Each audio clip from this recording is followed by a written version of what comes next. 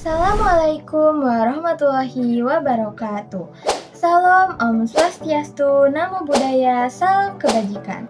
Halo teman-teman, perkenalkan nama saya Syafira Lutfiana Cindy dengan NIM 252060004 dari Program Studi Perbankan Syariah dari STAI Siliwangi Garut. Video ini dibuat untuk memenuhi tugas ulangan tengah semester mata kuliah Bahasa Indonesia.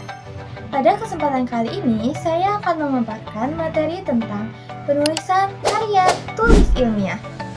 Mari kita simak. Hai teman-teman, kalian pernah gak sih kepikiran kenapa sih karya tulis ilmiah itu harus ada? Nah, coba bayangin gini. Kamu punya ide cemerlang, penelitian keren, atau solusi buat masalah di masyarakat. Tapi kalau gak ditulis dan didokumentasikan dengan benar, ide itu bisa hilang begitu saja.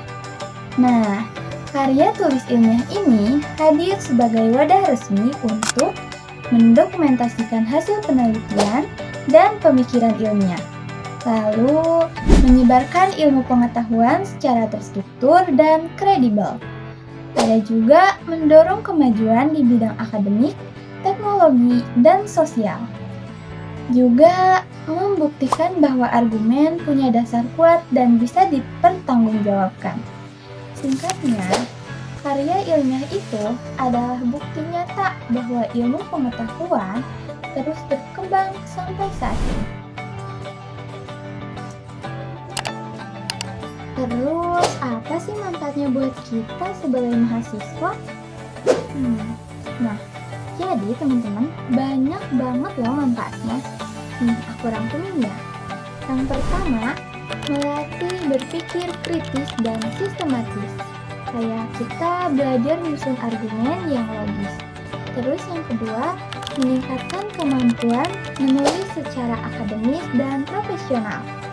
Kemudian, mempersiapkan kita untuk dunia kerja, termasuk di dunia perbankan syariah. Dan yang keempat, menambah wawasan dari proses riset dan membaca referensi. Nah, yang terakhir, melatih kejujuran ilmiah, kayak mengutip sumber dengan benar, bukan asal copy-paste aja. Intinya, nulis karya ilmiah itu bukan cuma buat nilai, tapi investasi skill jangka panjang. Sekarang kita masuk ke definisinya. Apa itu karya tulis ilmiah? Nah, jadi karya tulis ilmiah ini adalah tulisan yang disusun secara sistematis dan metodologis berdasarkan hasil penelitian, kajian, atau pemikiran ilmiah yang dapat dipertanggungjawabkan kebenarannya secara akademis. Kata kuncinya ada 3. Yang pertama, sistematis, metodologis, dan dapat dipertanggungjawabkan. Nah, sekarang kita lanjut ke bagian yang paling penting, yaitu jenis-jenis karya tulis ilmiah. Ada 3 jenis, yaitu formal, semi-formal, dan populer. Kita bahas satu-satu ya. Yang pertama, ada karya tulis ilmiah formal. Ini yang paling ketat aturannya. Ciri-cirinya, strukturnya lengkap dan baku. Ada abstrak, pendahuluan, metodologi, pembahasan, kesimpulan, dan daftar pustaka. Bahasanya sangat formal dan baku. Lalu ditujukan untuk kalangan akademisi atau lembaga ilmiah. Contohnya kayak skripsi, tesis, disertasi, atau laporan penelitian resmi.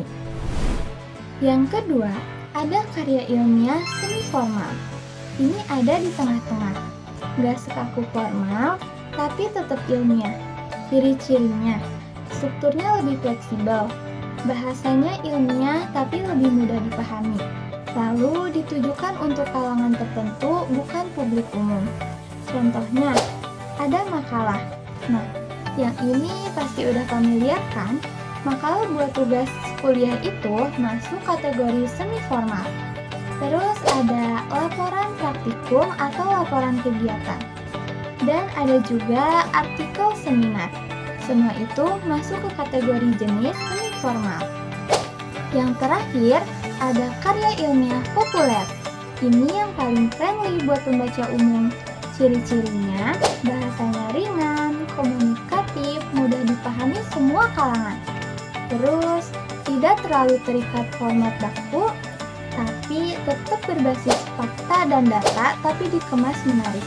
Contohnya, ada artikel koran atau majalah, terus esai ilmiah populer, dan ada juga blog edukatif berbasis riset. Kalau kalian pernah baca artikel ilmiah yang ada di media online, yang bahasanya itu enak, itu adalah karya ilmiah populer. Biar makin jelas, nih aku jelasin pakai tabel perbedaannya ya.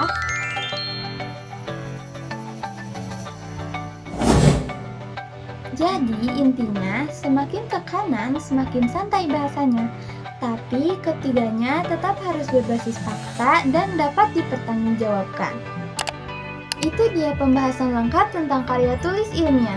Semoga video ini bermanfaat buat kalian semua, khususnya buat teman-teman mahasiswa yang lagi belajar nulis karya ilmiah. Ingat ya, karya ilmiah bukan musuh, tapi sahabat kita dalam mengembangkan ilmu pengetahuan. Sampai jumpa teman-teman. Wassalamualaikum warahmatullahi wabarakatuh.